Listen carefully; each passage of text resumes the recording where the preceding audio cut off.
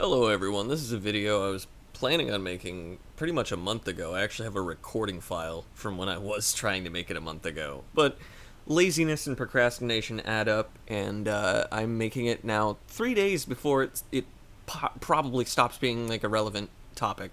So really this just serves as me putting my foot in the door to say, haha, I predicted this stuff. Haha, I was right. That's the only purpose of this video, because I know not enough people are going to be able to see it before then.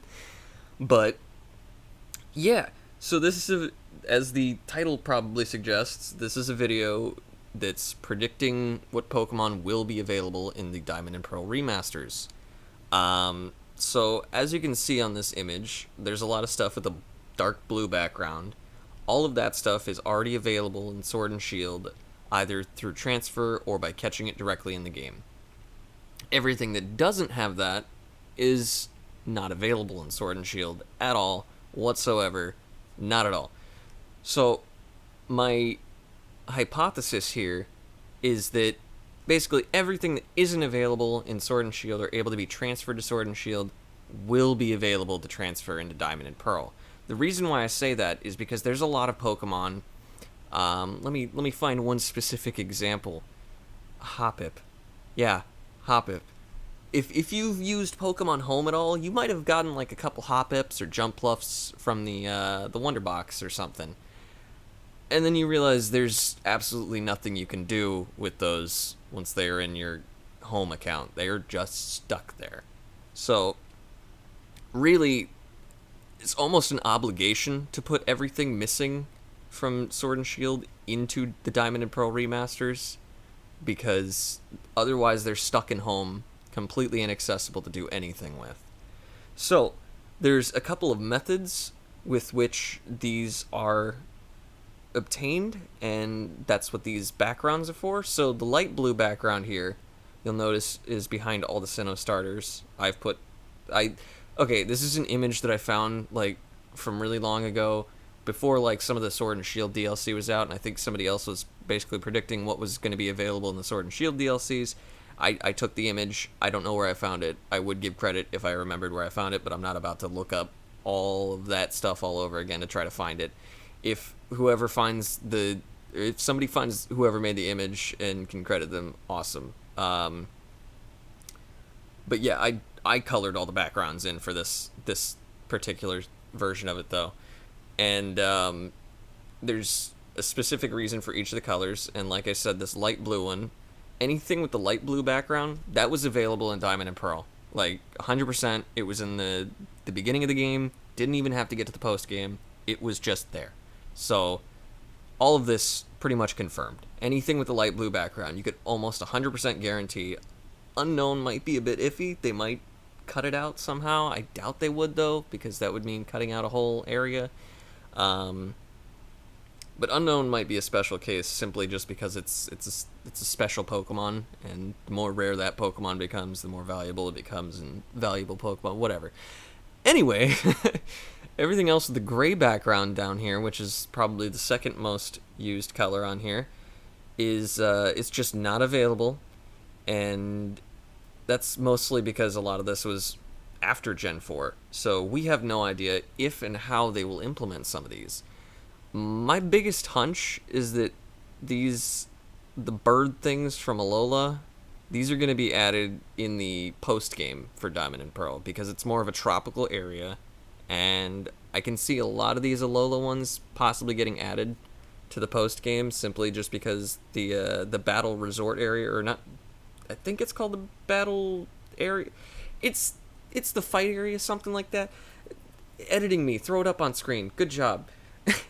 But that area had sort of a tropical vibe to it, so it would make sense if some of the Alolan Pokemon showed up there. Here's another prediction right here. Deerling and Saucebuck.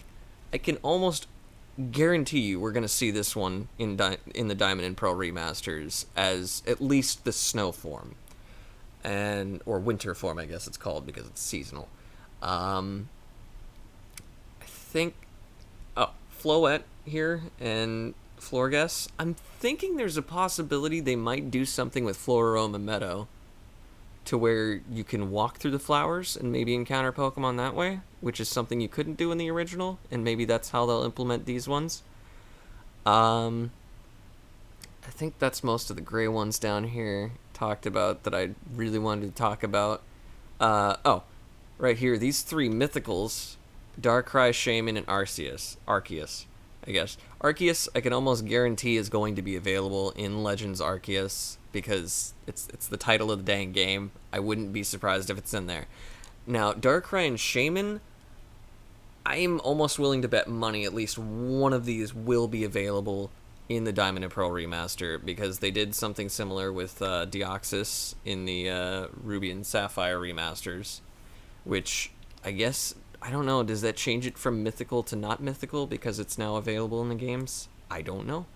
I think that's most of the gray things. So, the Johto starters, I'd imagine they're going to hand those out like they did in Alpha Sapphire, where they just gave you a bunch of different starters. Same with the Gen 5 starters and the Gen 6 starters. Yeah, that's it for those. Okay, so the next color I'm going to talk about is pink.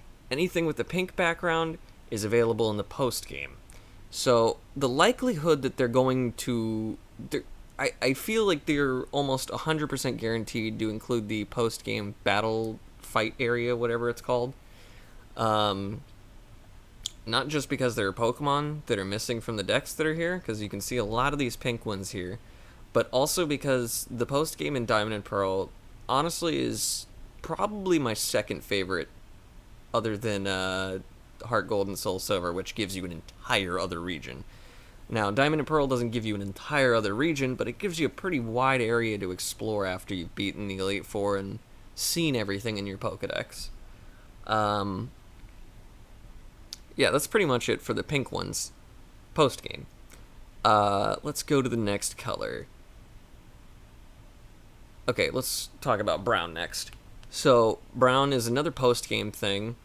So, in the original games, there would be a daily reset where you'd talk to your rival's sister, and she would tell you, oh, there's a swarm of blank on Route blank. That's what all these brown ones are. So, those are behind daily reset locks, unless they somehow change that. And I'm kind of hoping they don't. I'm kind of hoping they keep a lot of the stuff the same as much as they can. So, because there's another brown here. It's a different shade. I might as well talk about these 4. The fossil Pokemon. They were available in the game, base game. Obviously, they're going to be available in the remaster. There's no reason they shouldn't be, because they're not available in Sword and Shield, and they were a big part of the game because of the Underground. Now, with the Underground, I'd imagine they're going to add the Gen 5 fossils as well. I can't see why they wouldn't. To expand the Underground. Let's see. Were there any other new fossil Pokemon? Oh, yeah. Gen 6 had fossil Pokemon, too. Yeah, they'll probably add those as well. Yeah. Okay, honey trees. This bright yellow. Honey trees are... Honestly, I kind of hope they don't come back. But as you can see, Apom, Burmy, and its evolutions can all be found in the honey trees. But those are the only 2 evolution lines that are really there. So, I don't know. We might see something like the elemental monkeys making an appearance at the honey trees. Maybe they'll only show up after you've gotten to post game. Maybe Sewaddle, or however you pronounce whatever that one's name is. The cute bug one. Since I've already talked about that yellow, I feel like I should mention this darker yellow now. It's Mr. Backlot's mansion. So basically, every day you could talk to this guy, and then he'd be like, "Oh, I have a Pokemon garden. Every day, Pokemon come up and they cuddle with me. And today, you're not gonna believe this. I saw a Pokemon that is not from the region of Sinnoh in my yard the other day." And then his butler's like, "Sir, that doesn't exist in our garden." He's like, "What are you saying? Go get it. Go get it." So. Basically, these ones are daily spawns in Mr. Backlot's yard.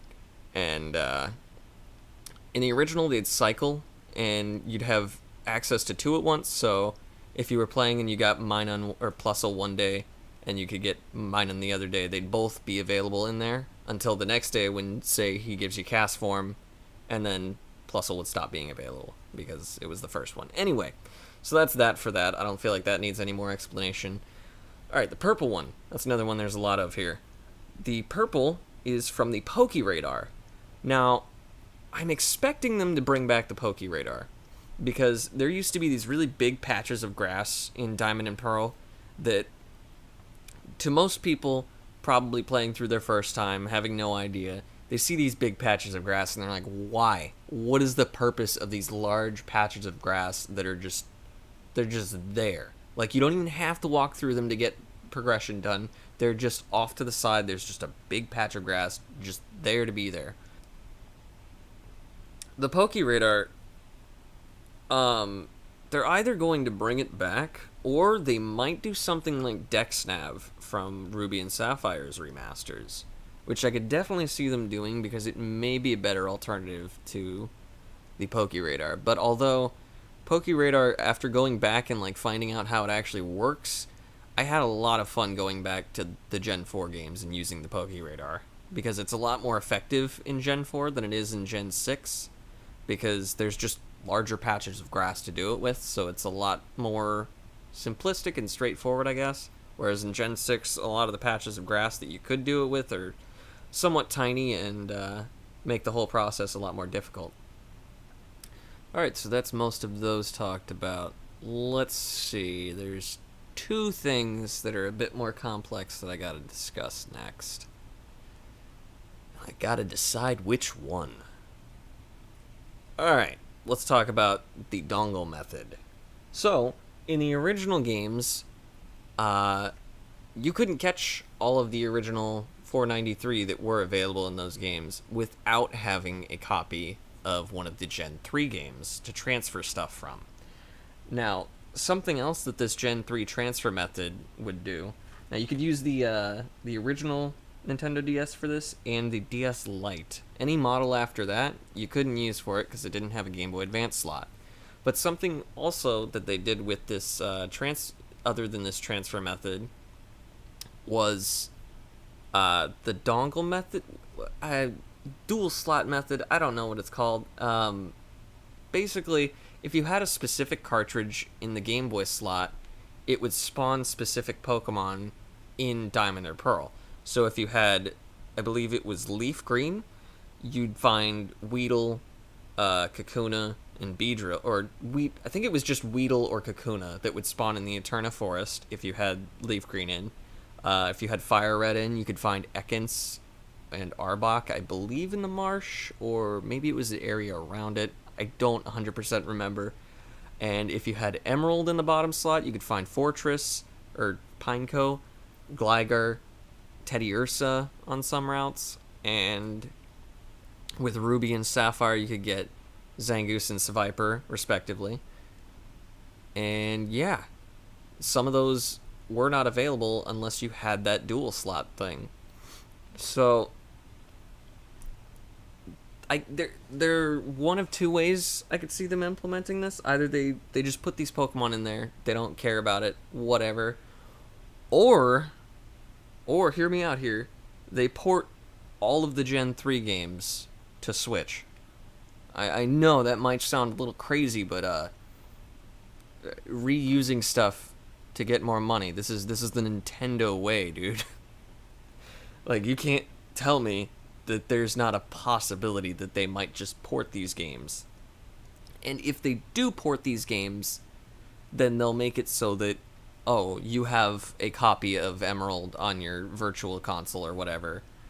You have access to see these Pineco, Gligar, and Teddiursa in certain areas now.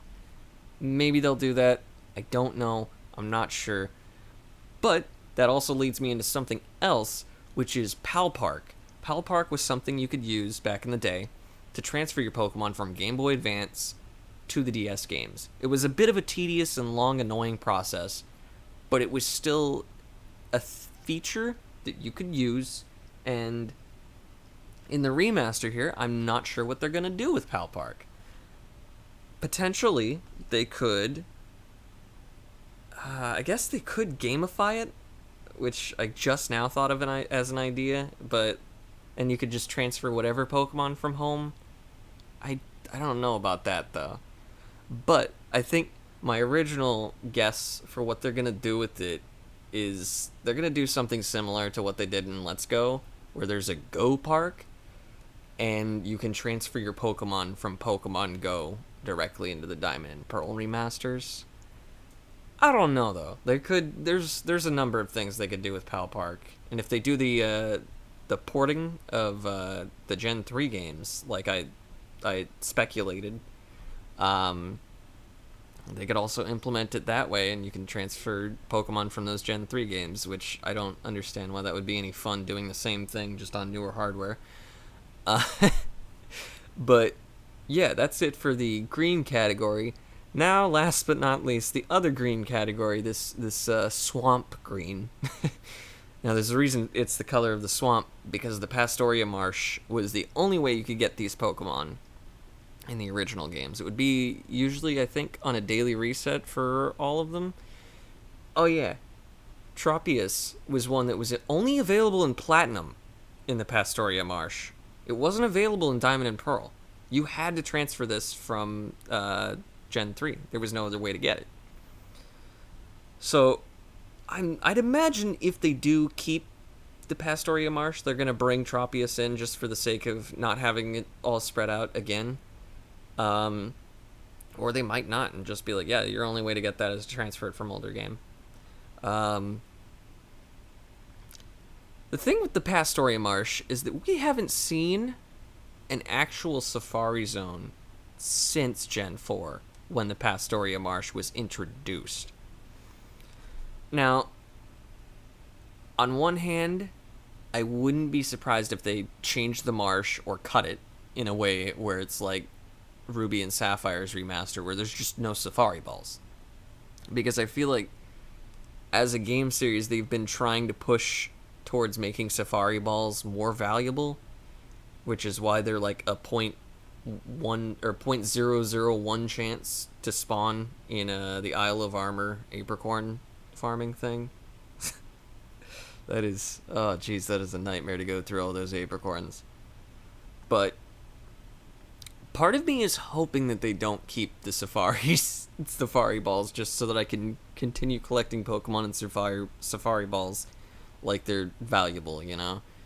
Because if they implement the Safari Zone and they give you access to Safari Balls again, it's going to devalue a lot of the stuff that people have been transferring all the way up from like Gen 4 that were in Safari Balls.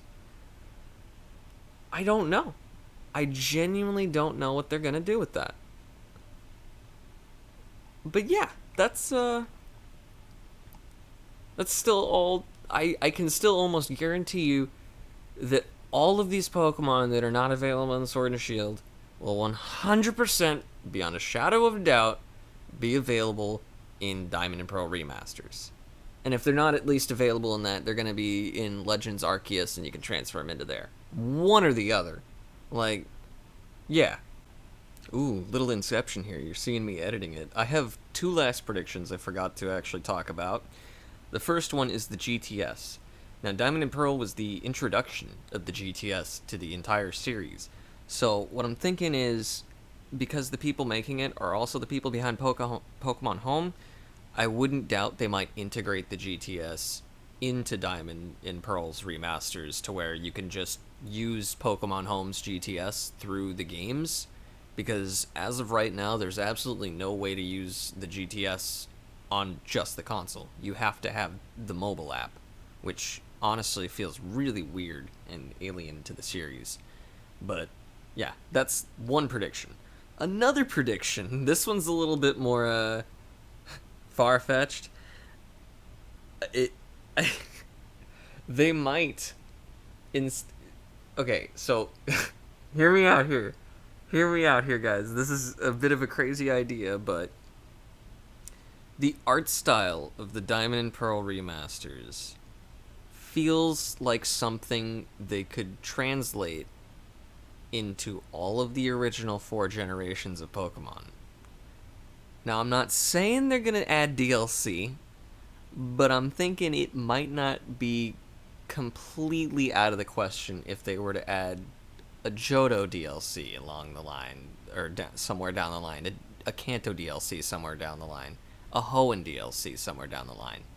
And we could finally have a game where we can explore more than 2 regions at once. I would pay for that DLC if it came out. That's all I'm saying. But yeah, those are my 2 other speculations. So I guess that's the end of this video. I've rambled on for long enough. Thanks for watching. I don't know if you're watching this when it's actually a relevant video, or if you're watching this when I was like, haha, see, check this out, I called this, I told you so, haha. I don't know, leave a thumbs up on the video if you liked it. Maybe it was a good background noise or something. I don't know. Have a wonderful day.